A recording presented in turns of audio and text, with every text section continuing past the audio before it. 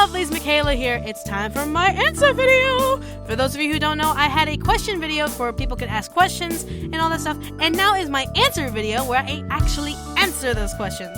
There are a lot of people who ask about this kind of the same questions, so I kind of compiled them all together and kind of answered them all at once, so I won't be answering the same question multiple times. However, I do want to get through everyone's questions, so let's get started.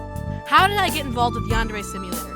Well, back in January of last year, 2015, I found Yandere Simulator, and it was not really well known. It was kind of still under wraps. It was still kind of secret. But I saw the progress for it, and I really fell in love with it. And me having studied yanderes and obsessive love disorder, I decided to kind of send up an email saying, hey, I'm a voice actor, here's my resume. If you would like any help, please let me know. I really would like to help out with this project, especially as Yandere-Chan. And Yandere Dev kind of replied to me and was like, okay, here's the script, try it out, I just want to see how you work. And for a couple of months, we worked on the beginning monologue that you hear in the intro, the whole senpai will be mine intro, for like a couple of months, and ever since then, he's been coming to me for requests. I do a lot of his Easter eggs. Sometimes we joke around with each other. He recently trolled me with my recording and put John Cena in it, and I'm still mad at him. That's still funny. But yeah, that's how I got involved with the Yandere Simulator. How did you become what you are now? A lot of hard work and a lot of practice. Oh, thank you for calling me beautiful. You're so sweet.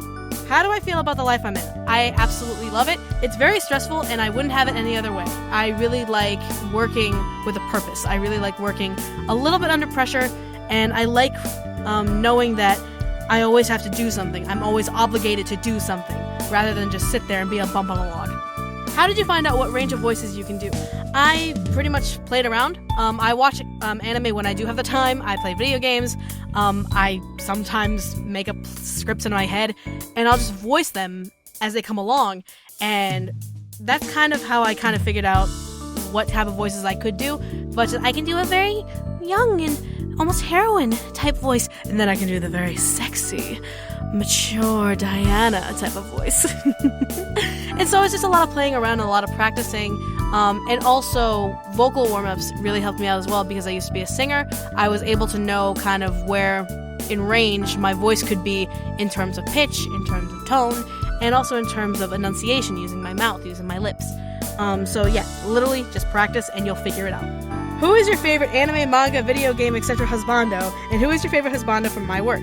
Oh my god, that's actually really hard. Well, my absolute 100% favorite husbando, because he is my husbando. Can I say that? Probably not. My husbando would be Kurama from Yu Yu Hakusho. A lot of people think that I'm into the girly animes, but really I love the action shonen animes. So when I watched Yu Yu Hakusho all the way back when I was a kid, when it was still on Toonami, which is still on Cartoon Network, I fell in love with Yu Yu Hakusho, and I saw Yusuke, I'm like, yeah, he's such a badass, and I saw here, like, oh my god, he's such a little, like, fireball. But then I saw Kurama, and I kind of, like, fangirled a little bit. He wasn't my first husbando, mind you. My first husbando actually was Samurai Jack. But Kurama just stood out. Like, he's very gentlemanlike, he's very suave, and plus when he turns into Yoko Kurama, I'm like, come on! Who wouldn't love that? He's just like, and my favorite husbando from my work is Sero from Seduce Me to the Demon War. Sero is very devoted to his mistress Diana, who is played by me, and Sero will do anything for her, and Sero is very strong, very skilled, very smart, but sometimes let his emotions get in the way. What programs do I use to draw and animate characters? I use Manga Studio. I also use Paint.net. I use both as a mixture of sorts, just kind of get like a feel of what my art will look like. But mainly I use Manga Studio when I'm drawing, and I use Paint.net for my photo editing. What made me create otome games like Seduce Me? I am a big fan of otome games and dating simulators, as well as visual novels. However, because they were originally from Japan, there are a lot in Japanese, and I'm not fluent in Japanese, so it was really hard for me to get into the visual novels, even when I had my translator friends help me out and try to read them. When I looked into English otome games and visual novels, there were not a lot when I began, so I'm like, you know what, let's just get into it, and why not? With Seduce Me, I wanted to write a story that had to do with romance, but at the same time had to do with something supernatural. Me being a gamer, I used to play Dungeons & Dragons, I play a lot of fantasy roleplay games. I really wanted to do something supernatural, and demons came up in my head, and then Incubi popped up, and I'm like, okay, let's work with that. And Seduce Me happened, literally. If you want to know more about kind of what spawned the idea in more detail, click in the click list link down below. I did an interview about Seduce Me, and that'll help out with kind of my mind process on that. What inspired me the most to become a voiceover actor? Actually, there's a really funny story about that. When I was a little girl, when we went to Gen Con, because I don't go to Gen Con anymore, when I went to Gen Con, there was a voiceover panel, and this is when I still wanted to be a singer, when I wanted to be a stage performer, and my parents were like, you know what, let's just go to this panel, because why not?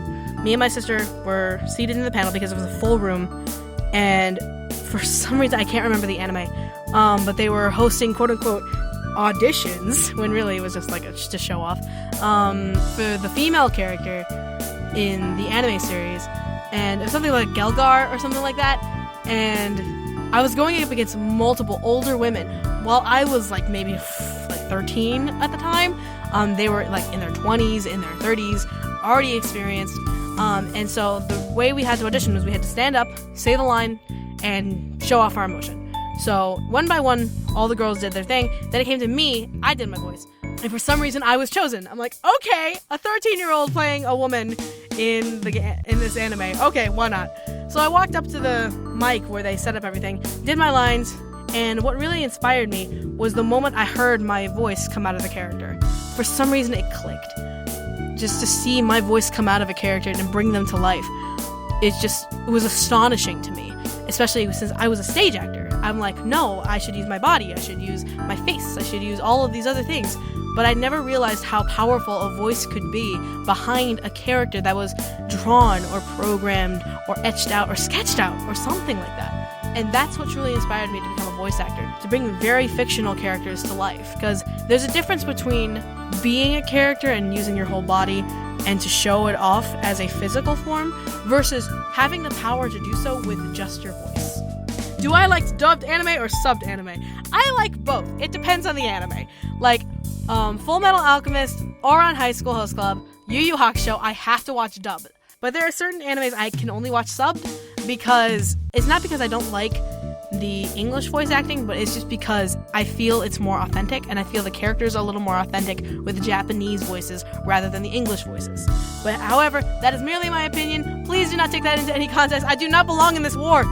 How old am I? I am 23 years old and still counting. Do you know what will happen in the development of Yandere Simulator? Yes and no. Yandere Dev doesn't tell me everything, and I'm actually very grateful about that. Because as the current voice of Yandere-Chan, I still want my development of the character to be a surprise. So he will tell me like bits and pieces of what could happen, but it's never fully determined what will happen until he hands me a script, which he hasn't been yet because he's been focused on the programming aspect. So what I know is that Yandere Simulator is going to be amazing, and there's a lot of work going into it. What I don't know is what exactly is happening, which I'm kind of grateful for. My last name is Laws too. There can only be one, bitch. Here we are, born to be kings. We're the princes of the universe. Please tell me you get that reference. Have you killed anything before? In video games and in my writing. What's your favorite project you have done so far? Actually, that would be Blind Love, the visual novel. A lot of people would think, Seduce Me is not on there? No, Seduce Me is absolutely one of my favorite projects. But my absolute favorite project that I've done so far is Blind Love. And the reason for that is because it's a different idea of taking a story and trying to speak it out. For those of you who don't know, Blind Love is about a guy who lost his complete sense of sight because of an accident and has to deal with not only himself, but has to deal with people around him, being his girlfriend and his best friend. And so the creation of the game was based around that there was going to be no visuals, and a lot of what you had to do was read and then hear ambience. There are a total of 48 sound effects in the game, completely engineered to give you the atmosphere of what the protagonist is feeling. And I just found that so interesting to create, and I hope everyone checks it out after this. Like, favorite color, winky face? My favorite color is red, but I also like black. Oh my god, where's your originality? I like red, I like black, go suck it. What has been my favorite character to voice so far?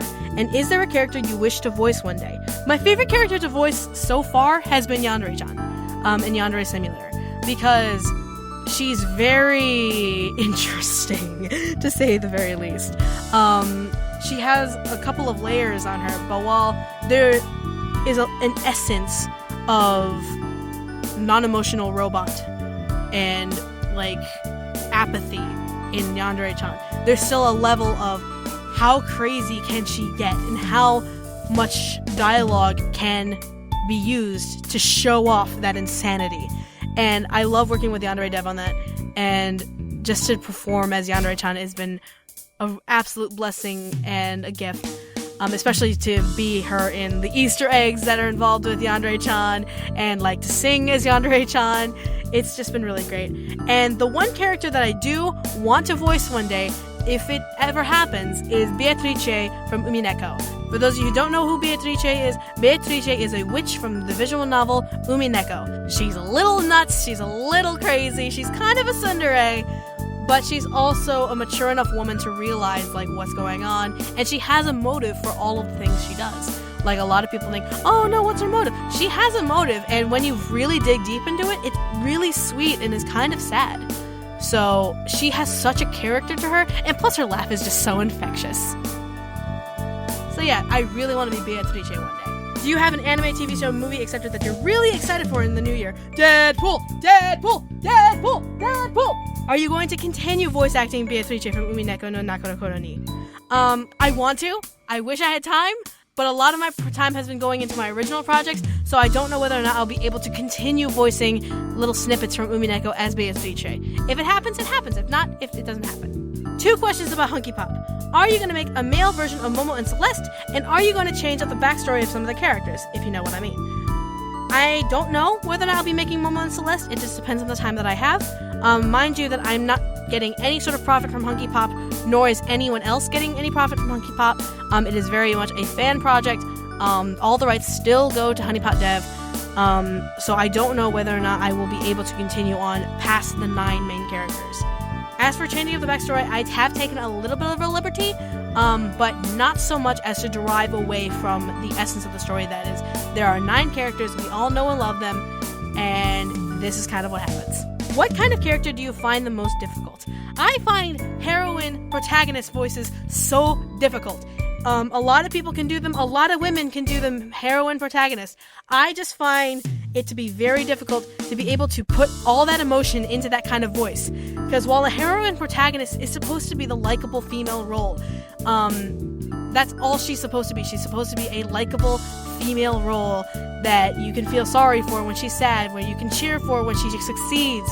And I just find it really difficult to harness that and make that kind of voice unique.